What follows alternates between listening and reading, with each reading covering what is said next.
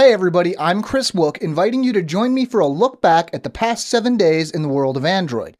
This is the Android Authority Weekly for June 2nd, 2013.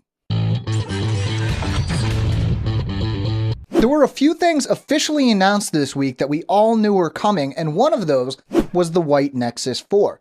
We've been hearing about it since November, but now it's actually in the wild and available in the Play Store. Surprise, surprise! It's exactly the same as the black Nexus 4 when it comes to the specs and build. It's just, well, white. On AndroidAuthority.com, a commenter named William wondered why there was so much discussion about a new coat of paint for a fairly old phone. Fair point, moving on. While nothing is concrete, we have heard a few more rumors this week surrounding the upcoming Samsung Galaxy Note 3. First, we heard that the Note 3's camera might have optical image stabilization. This would be a big step up from the software image stabilization used in its predecessor, the Galaxy Note 2. The very next day, we reported on a different rumor that the Note 3 might come with a Qualcomm Snapdragon 800 processor under the hood.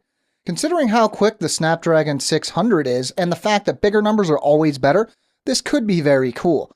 Of course, people were torn in the comments on whether they'd rather see a Snapdragon 800 or an Exynos octa-core in the Note 3.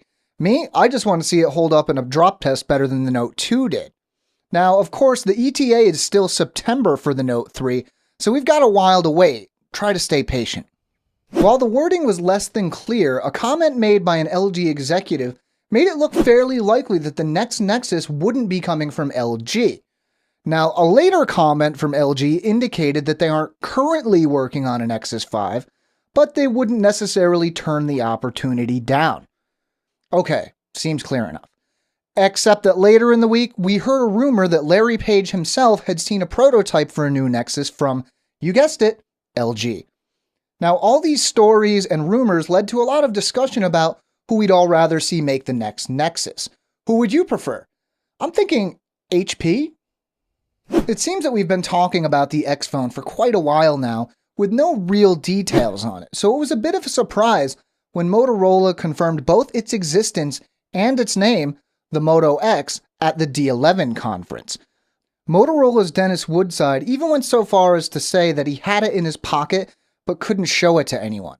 Really? Come on. Then, just because Motorola went on to show off some really interesting things like digital tattoos and a slightly scary pill that turns you into your own password.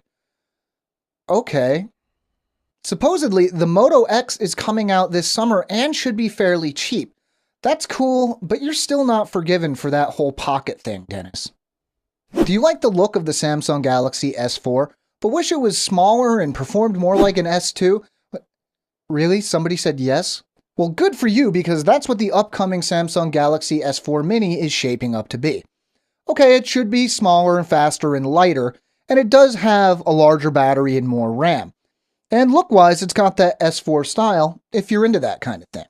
Basically, it looks like it's going to be a solid, stylish mid-range phone, because I guess Samsung doesn't have enough of those already. Google continues to update its core suite of apps, and this week, it was Gmail that saw the overhaul. Both the Android app and the web app now have automatic sorting options and an updated look that puts them more in line with Google+, Google Now, and the new Hangouts. Color coding is also included now, though it's much more noticeable in the Android app than the web version. Of course, a lot of people can't experience this in person as Google is slowly rolling out the changes over the next few weeks. While you can force the update by changing your inbox settings in the web client, you'll just have to be patient and wait for the updated Android app. Our final story this week comes from the yes, we already knew that department. Basically, as soon as the Galaxy S4 Google Edition, also known as the Nexus User Experience, was released, rumors were rampant that the HTC One would be getting the same treatment. Now, it's official. Now, the hardware is exactly the same as the stock HTC One inside and out with one major change. Instead of HTC Sense 5, it will run pure, unadulterated Android 4.2.2. Like the Galaxy S4, it will be available unlocked from the Google Play Store, and it even ships on the same day, June 26th. Now, almost immediately, the comments turned to discussions of somebody buying an unlocked HTC One, rooting it, and putting on an HTC Sense ROM. Stop giving them ideas. Anyway, that's it for this week, folks. If you look down in the description, you'll find a link to an article, and there we've collected all the links mentioned in this video and more. We will be back next week, same time, same place, different host. Meanwhile, if you want to stay caught up with everything we do, make sure to subscribe to our channel. I'm Chris Wook for Android Authority, and as always, thank you for watching.